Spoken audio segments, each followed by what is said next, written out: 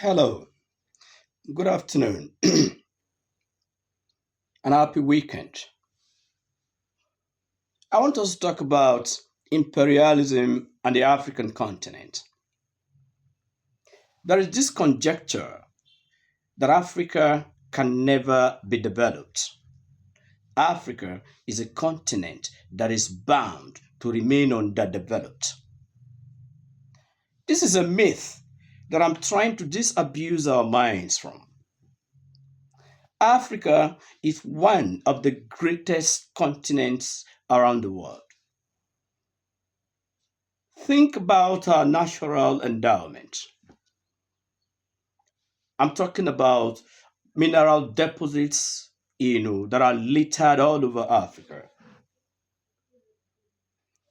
Also think about our human capacity. Look at the exploits of Africans all over the world. Is it in the area of medicine or in the area of arts, science, or whatever? Africans dominates everywhere.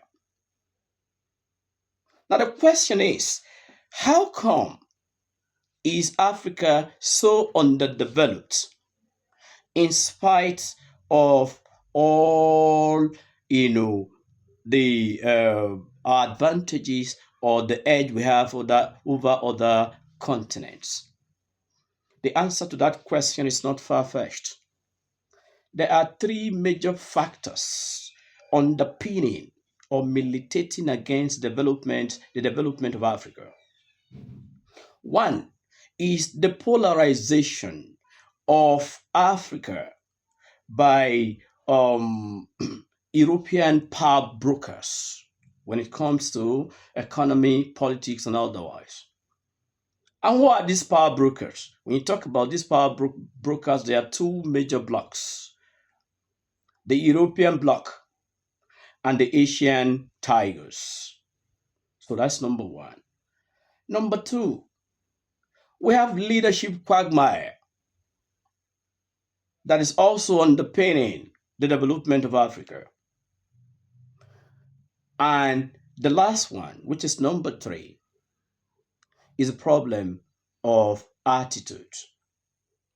We have attitudinal problem. Now let's go back to number one. When we talk about the polarization of Africa by the imperialistic tendencies or the imperialistic power brokers, what are we talking about? The Europeans and the Asian tigers are currently the superpowers when it comes to economy, globalization, and other concepts of development. These two continents are aware that if Africa is allowed to explore their resources and take a lead on the development ladder, Africa will become a threat to their interest. Let's look at the whole of Europe and even America. You will discover that there's no continent that is divinely favored and blessed like Africa. There's virtually no natural resources that we don't have on our soil or in our soils. Go to their own climes. It is not like that.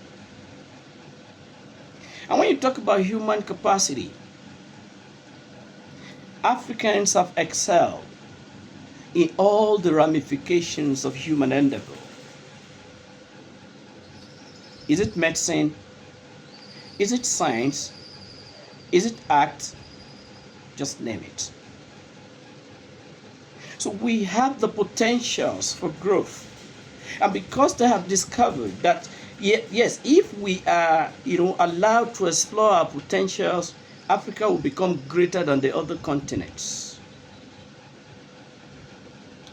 They have decided, to scheme to stop Africa, to halt Africa from development. And that's exactly one of the bane of Africa's underdevelopment. Now let's talk about leadership problem or leadership quagmire. How does that affect the development of Africa? If you look around Africa generally, all our leaders from the colonial era, the pre-colonial era, down to the colonial era and the post-colonial era have been used by these same imperialistic powers and tendencies. And apart from that, corruption has not only become systemic, it has also become endemic. Our leaders are so corrupt that they see corruption as a policy. And if it is like that, how can we develop? They siphon our resources and money and take it over there.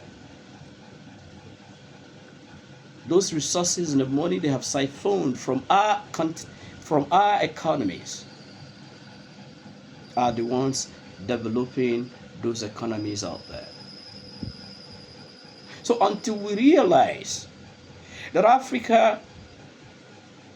Africa need good leaders, until we realize that our own problem is a line that is tied to our own waist. And only when we remove that line that we can develop, we will never see development. So leadership problem is one of the serious challenge, one of the serious challenges we have in Africa. Thirdly, I mentioned attitudinal problem. And how is our attitude a problem to Africa and her development? We have failed to be our brother's keeper. There is nothing like patriotism in our character.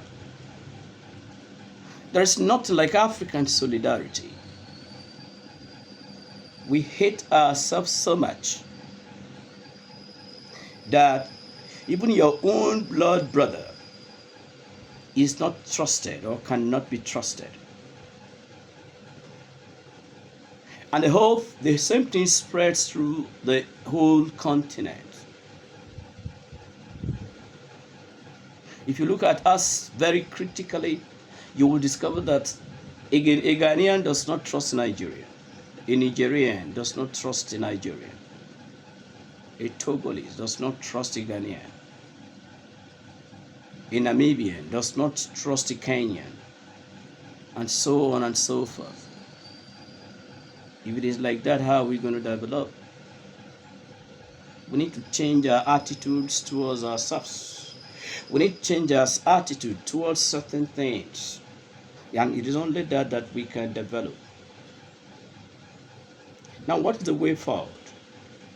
How can Africa come out from the doldrum of underdevelopment? Number one, Africa will do well in developing her economy, her politics, or whatever, if we do these following things. One, we need good and credible leaders. Leaders with the will and the zeal to develop Africa. No nation developed with such a leader rising up at one time or the other. Take the case of India, Singapore, and the rest, for instance. The America we run to today, so many centuries ago, had their own problem. It was their leaders that said no to that. So in Africa, we need that to happen. I really thank God that, yes, there is a glimmer of hope. When you see what Captain Ibrahim Traore, is doing in Burkina Faso, you will agree with me that there's certainly a glimmer of hope. And we need more Ibrahim Traores in Africa. It is only when we have young minds like this with the will and the zeal to develop Africa that Africa can come out from the doldrum of underdevelopment. And secondly, we need to distance ourselves from these imperialistic powers. Do you know that Africans have even neo-colonized themselves? They used our leaders against us. So we need to distance ourselves from these people. America, Europe, Asia, they don't mean anything for Africa. All they are trying to do is to continue to subjugate Africa. And this is something that we must distance ourselves from. Our destiny is in our own hands. And for Africa to grow, we seriously need to refine our thinking. Yes, we need to refine our thinking.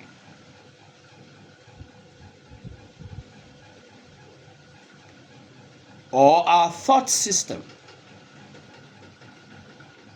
so that we will be able to get together and take Africa out of the doldrum of underdevelopment. Remember, we have no any other continent to call ours apart from Africa. Nigerians should be proud to be Nigerians, and they should be proud to be Africans. Ghanaians should be proud to be Ghanaians, and they should be proud to be Africans. Burkinabes should be proud to be Burkinabes, and they should be proud to be Africans. Tanzanians should be proud to be Tanzanians, and they should also be proud to be Africans. It is only when there is this African patriotism that Africa can excel. Until I come your way again, this is almamedia.com, making real sense. Thank you for listening, and bye-bye.